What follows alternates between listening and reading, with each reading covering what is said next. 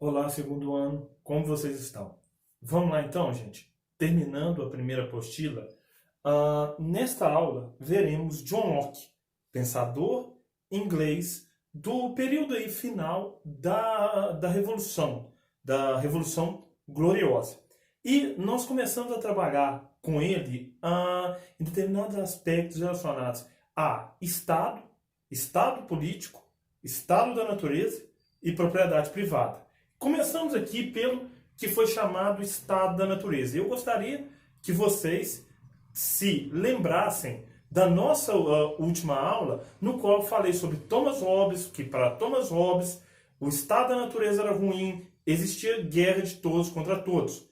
Para John Locke, o estado da natureza não é bom nem ruim. Ele é, de certo modo, podemos dizer assim, neutro. E aí, o que seria o estado da natureza de Locke? Seria um estado no qual homens livres e iguais eram submetidos à lei natural. Então, ou seja, né, você não tinha desigualdades neste estado, você não tinha leis neste estado, mas você tinha a vida neste estado.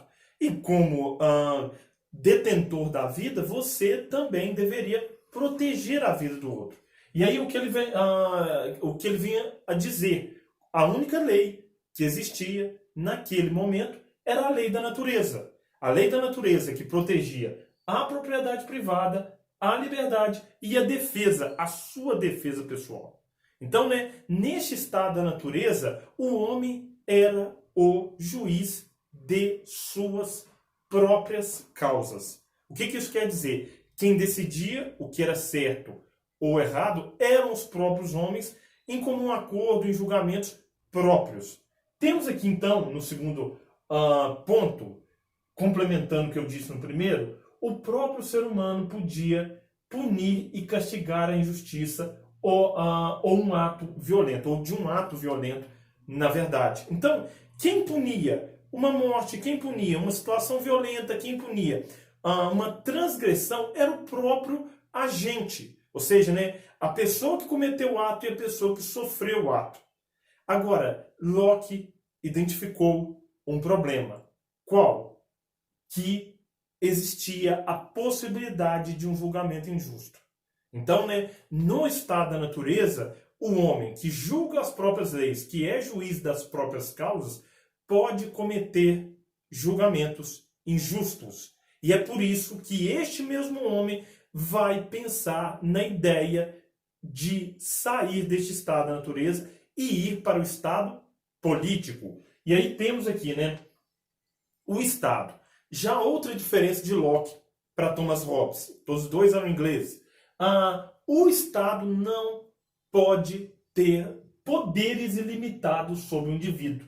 Então, ou seja, os indivíduos entram no estado por vontade própria. Os indivíduos, né, escolhem viver naquele estado político. Mas caso o Estado cometa alguma autoridade abusiva sobre os indivíduos, os mesmos têm o direito de se defenderem. E aí é um caso curioso. Neste ponto, Locke influencia a Constituição dos Estados Unidos até os dias de hoje.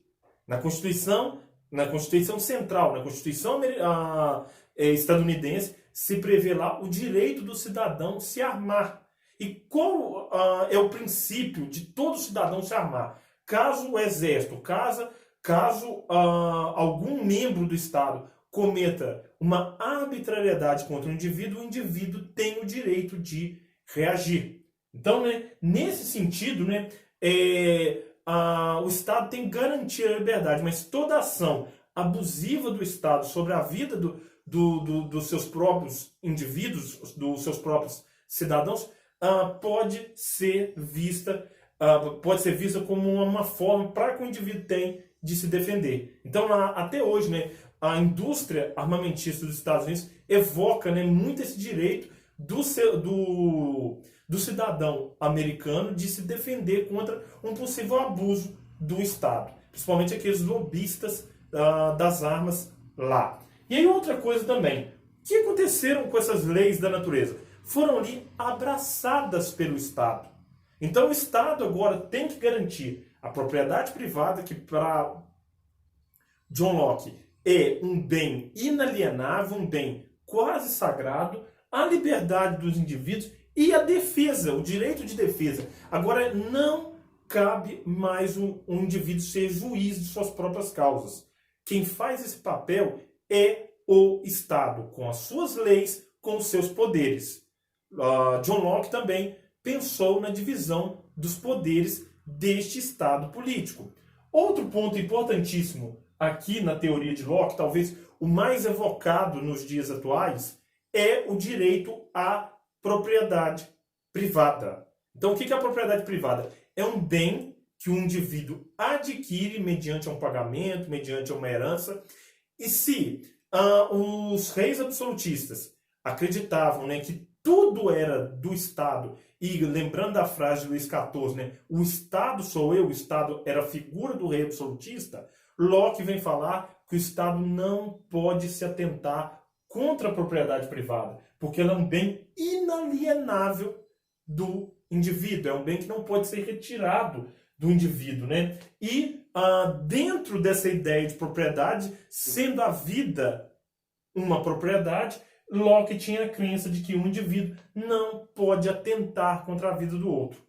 Porque o homem é dotado de liberdade natural, o homem tem o direito à propriedade privada e o homem tem o direito de se defender. Mas agora ele procura essa defesa que vai fazer um julgamento muito mais imparcial no Estado político.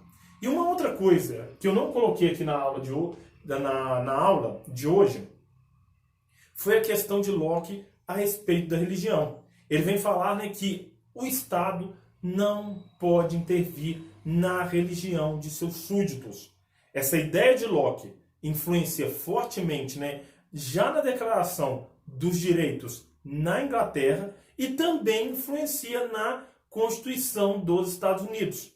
Muitos iluministas do século XVIII, iluministas franceses, vão beber nas fontes de Locke.